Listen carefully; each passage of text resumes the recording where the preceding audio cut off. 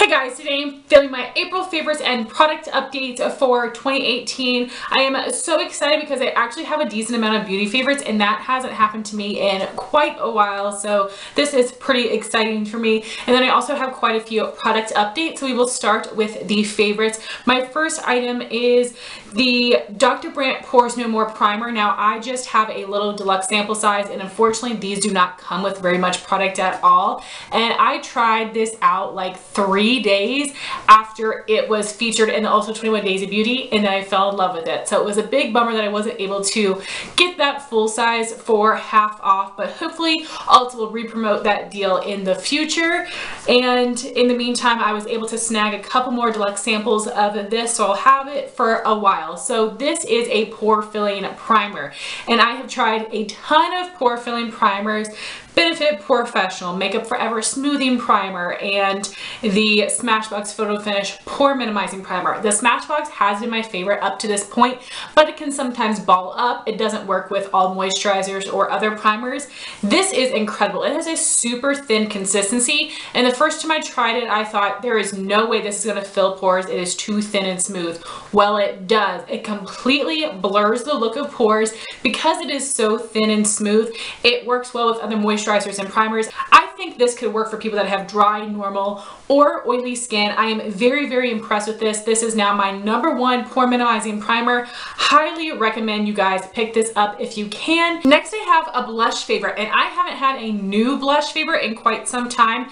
This is the IT Cosmetics CC Radiance Ombre Blush in the shade Je ne sais quoi. This was a gift from my friend Amanda a little while back, and this is a stunning ombre peach to coral blush, and this is a lot more on the pink side. This is so beautiful. It is a matte blush, but it does not look dry and chalky on the skin. It blends so easily. It has a great amount of pigmentation. This was definitely my most worn blush in April. I'm so happy to have it in my collection, and it is now going to be one of my go-tos. Next I have a highlighter favorite, which does not happen too often, and this has been my go-to highlighter all spring long, and this is the Pixi and Aspyn Ovard Glowy Powder in the shade London Lustre. Unfortunately this was limited edition, but it was around for about a year, so hopefully you guys were able to purchase this. And this is an amazing white gold highlight, and it is very difficult to find highlighters that are warm tone but also pale enough for my skin tone, and this is also a little bit powdered but very pigmented. I'm using it today, but I did blend it out pretty well. It's amazing. It's a really great formula, super easy to work with, and the color works for my skin tone really well. So I've absolutely been loving it for spring. My next favorite would be an eye look, and I was also wearing it with a certain lip color that was a favorite as well. And I wore this look in my Hit It or Quit It Thoughts on hauls. I'll have that linked up here so you can see how the makeup looked on me, because I absolutely fell in love with that entire look, and I'm so happy I got it on camera for you guys. And I was using 3 colors from my spring custom Z palette. I love this so much. I posted about it on Instagram a couple weeks ago. I think it is so fun and beautiful to look at. I love creating my own custom single shadow Z palette every single season. I just had to show it to you guys. It's so beautiful. On my lid, I was wearing Makeup Geek Pillow Talk, which is a beautiful icy silvery purple color. This is not a foiled shadow, but it really pops on the lid. In my crease, I was wearing Makeup Geek Carnival, which is a matte pink tone purple. This one does have a lot of kick up, and it does take a little bit of building, but it does build and blend quite nicely. And I know purples can be hard to formulate, but this one is really nice. So far, this is a very purple look, so I wanted to pull another color to ground it and not make it overly purple. So for my transition color, I use Max Free to Be, which is a matte pink tone coral color. This is so beautiful, and I was so surprised that these all worked so well together, but I absolutely love that look. My next favorite is some of you guys have heard me talk about a bit on my channel. These are the ColourPop Cream Gel Liners in this mint shade Zulu and this Periwinkle Blue shade Prance, and that's because these are in my current project pan. So I've been wearing one of these shades almost every single day, and wow, have I absolutely been loving these. I'm wearing Zulu in my waterline today, and I did wear Prance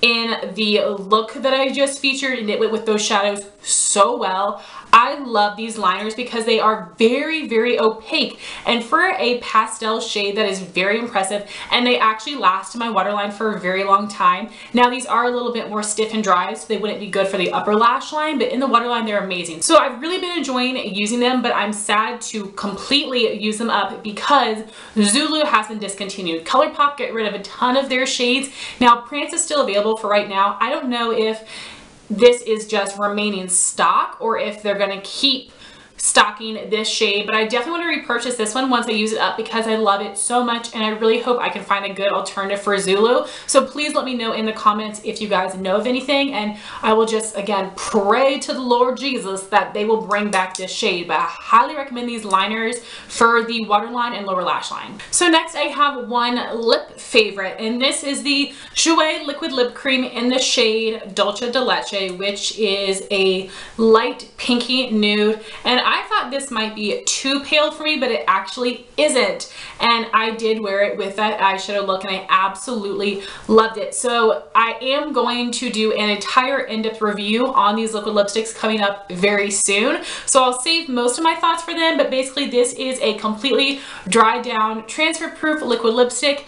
It can be a little bit drying, but it isn't the worst that I've tried, and I just love this color. I don't have a ton of true nude, pinky nude liquid lipsticks. Most liquid lipsticks show up way darker on my lips than they look in the tube, but because this one is so light, it actually works on my skin very, very well. So I absolutely love this color, and I also have hardly used these at all since I purchased them. So I was really happy to come up with this look using some neglected shadows and a neglected lippy, but I really enjoyed this formula, and the color is very beautiful. Then I have one skincare product I've been loving, which is pretty rare for me as well to really fall in love with skincare product enough to mention it in a favorites, and this is the Biore baking soda cleansing scrub. Now I remember when I bought these that a couple people said in the comments baking soda is not good for your skin, so if you're worried about that, keep that in mind. I was not worried about it. I was very intrigued, and I don't actually know how much baking soda is in here and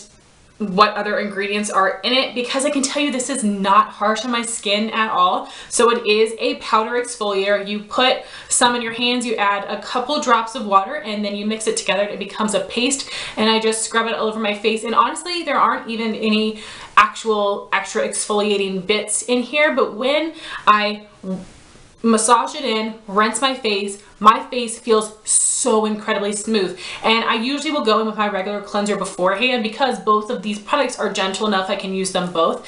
And my cleanser, my face is like meh, but I put that on and my face feels super clean and fresh. So I've absolutely been loving it. So those were all of my beauty favorites. Now we have my product updates. So I'm going to be updating you on 5 of these 7 products I tested in my 5 first impression drugstore video, which I will have linked up here in case you guys want to see my initial impressions and my demos of these products. And I meant to wear all of them today, and I literally forgot to use all of them with the exception of 2, so I apologize for that. I had it all in mind, and then I just got carried with my makeup look and freaking forgot. So I do apologize for that, but you can see how they look on my skin in that original video. So I will not be updating you guys on the ColourPop Give It To Me Straight palette. I do plan on doing an entire palette of the month video on that, but it won't be for quite some time.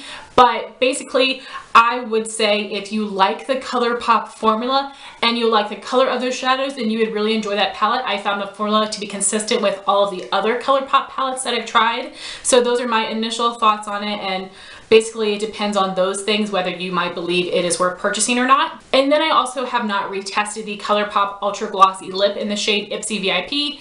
I need to try that gloss with a different makeup look that I enjoy more to see if I really like that color, because initially it's just not a color I would wear. It looks very different than I believed it to be online, which is a little bit of a bummer, but I want to give it more of a chance before I pass it along. So I'm going to give you more thoughts on the other 5 products that I've been testing a lot throughout this past month. The first item is the NYX Flawless Finish Sponge. I bought this because of the shape, as I said, and it does have this angled flat side, and then on the bottom it is round like a traditional beauty blender, which is why I bought it, because my Real Technique sponge does not have a rounded bottom. And I bought this to use with my cream and liquid bronzers. So this sponge, I have washed it once since then, and I was hoping that would make it soften up it hasn't, but maybe after I wash it 5 or 10 times, it will soften up a bit, because right now this is not necessarily hard, but it's very, very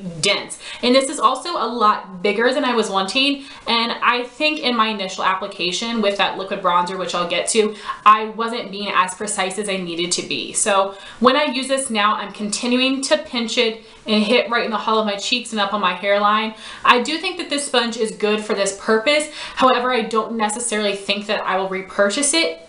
Even though I love the shape of it, I think I would rather invest in a beauty blender because it is the perfect shape for me, and this one is a little bit too big and a little too dense. It's not terrible, but I'm definitely not in love with it, unfortunately. My next item is the ColourPop No Filter Concealer. I have the shade 5 Fair, and that was from the original release. Now this is a shade Light 10, and there are 5 shades lighter than this one, including a pure white shade, which I did purchase and I'll review for you guys later on. So this concealer definitely does oxidize. It oxidizes almost immediately as you put it onto your skin, which I prefer over something that oxidizes throughout the day. That way, when it is still fresh, I can add in other products to help lighten the look. So this shade is too dark for my under eyes, but it works really well as a skin tone match. So I have been trying to use it my CoverGirl Clean Matte BB Cream, which really doesn't give much coverage, and for me it isn't very buildable, so I'm doing one layer of that. And then what I've been doing for the rest of the month is taking the ColourPop concealer. I also absolutely love the flat applicator, and I've been just swiping it on my cheeks, taking a little bit of my Kat Von D Whiteout Concealer, a couple dabs of that, and then blending it with my sponge, and it is giving me so much more coverage. And I think what was throwing me off in my first impression video is that I had so much redness on my cheek showing through that when I put my under eye concealer on, it just looked odd in comparison. So I think it was more of my foundation that was throwing me off. And now for this concealer, I do believe that this is a solid medium coverage and it has a satin finish, which is absolutely what I love for the under eye. So I enjoy this way more than I did in my first impression. And I'm going to continue to use this for my cheeks and for my blemishes, but I also plan on buying this in the shade Fair 2 to use as an under eye concealer. And once I do that, I'll update you guys on it. I wish I got more product in here, but I'm actually really loving this formula. My next item is the one that you guys are probably wondering the most about, and that would be the Wet n Wild Cushion Bronzer in Cafe Au Slay. And this was an absolute hot mess in my original video. It ruined the entire makeup look, and it was truly because of my application. I am actually wearing this one today. I've worn it quite a few more times since then. This is what the color looks like, and the way that I've been using this is that I've just been going off what's in the cap, but what I've been doing, taking my sponge, just trying to pick up half of the product on here, tap it on the back of my hand, and then go into the hollow of my cheeks and then pick up whatever is left on my hand and go back over it. That has been the best way to make it work, so it's not too much product at once, and this actually blends very, very nicely. Now, I do think the color is a little bit weird. Now, I can rock warm bronzers because I do have a warm skin tone, but this appears a little bit red on my skin, which is odd. So I am happy with the formula of this. You just have to be careful when using this, and it does work well when applied with a sponge the correct way. And again, it was a learning curve with the product and the sponge and being very precise when I'm applying it, and I found a way to make it work. Like I said, I am wearing it today. I do like this a lot. Now, I do prefer my Bare Minerals Bare Skin Sheer Sun Liquid Bronzer over this. That one is a little bit more warm, less red, and it is a little bit more sheer, a lighter color, so it's easier for me to work with on my skin tone. However, if you do have a medium skin tone and you're looking for a liquid bronzer, I do think that this is a good product, and I can see myself using it quite a bit in the summer. My next product is the Wet n Wild Mega Glow Highlighting Powder in the shade Blossom Glow.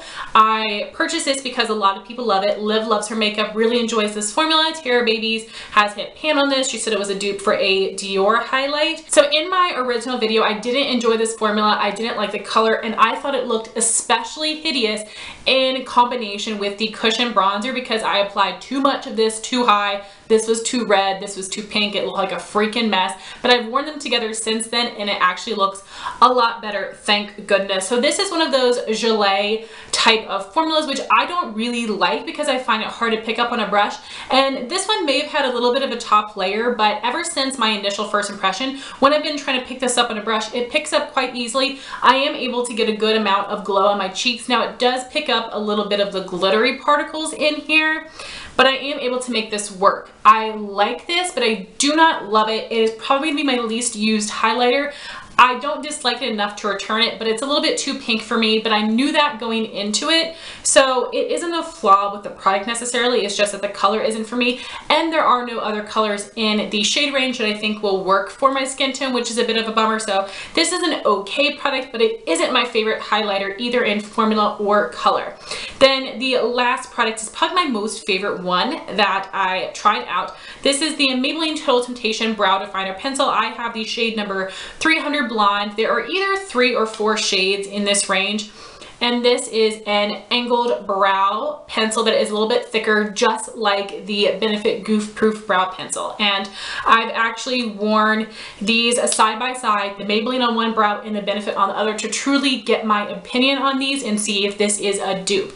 And I have to say that it is. Now, for some reason, I still like the finished look of the Benefit a little bit more than this, but honestly, you can barely tell the difference. So this has the perfect texture between waxy and creamy. This is able to draw onto my skin and my brow hairs very well. You do not go through this very quickly at all, and it comes with a ton of product, and I found that to be true for most of these kind of angled brow pencils, that they last forever. Now I did try one very similar shape wise from Revlon, and I did not like that one at all because it was way too creamy, but this is the perfect consistency. I love this so much. I do truly believe this to be a dupe or a very close alternative to the Benefit Goof Proof, so I highly recommend this, and this is my favorite out of everything that I tried. So now I have 3 random favorites to share with you. The first is a YouTube video from Mariah Leonard, who's one of my favorite YouTubers of all time. I think she has the most creative ideas ever. She should absolutely be a beauty editor for a magazine because she comes up with the coolest ideas. And this video is not the most unique idea, but I really loved her take on it, and this was a nude lip product declutter, and she swatched everything, showed you each individual product, told you what the color names were, because sometimes people don't do that in declutters, and I want the details, I want the specifics. So it was just really great, and I look forward to seeing more declutters from her, hopefully, because I love the way that she formatted her video. Then I had another YouTube video favorite from Jessica Braun, and it was her April Fool's video. I will have it linked down below along with Mariah's video, and this was, I believe, her top 3 favorite lipstick formula. And not to spoil it for you, but you'll still think it's hilarious even if you know what it's about. So basically, she is sitting behind the camera explaining the products, and her husband is sitting in front of the camera trying to mouth the words that she's saying and holding up the products and swatching them and everything. It was so cute. So you guys have got to check that out. Then I do have 2 TV show favorites. The first is RuPaul's Drag Race is back on, and I have to say that so far there isn't any queen that I'm absolutely in love with. I love Cameron because I think she is a stunning woman and a stunning man, but so far I don't know if there's anyone that I'm absolutely gung-ho, like this person needs to win. I like Miss Cracker a lot, and I like Monique and Asia, but I'm still not sure. So let me know your favorites in the comments down below. Let me know what you think of the challenges so far. I cannot wait for the Snatch game. It's always so exciting. And then there's also some people that are always a mess. My other favorite TV show is called The Crossing. I'm not going to be good at explaining this, but basically all these people wash up on the beach that came from the future, and they're trying to figure out what their purpose is in coming here and what was their world like. So guys, those are my April favorites and product updates for 2018. I would love to know what your favorite products were this month, and I would love to know your thoughts if you've tried out any of the products that I have mentioned here. Thank you all so much for watching this video. Please like, comment, and subscribe, and I'll talk to you soon. Bye guys.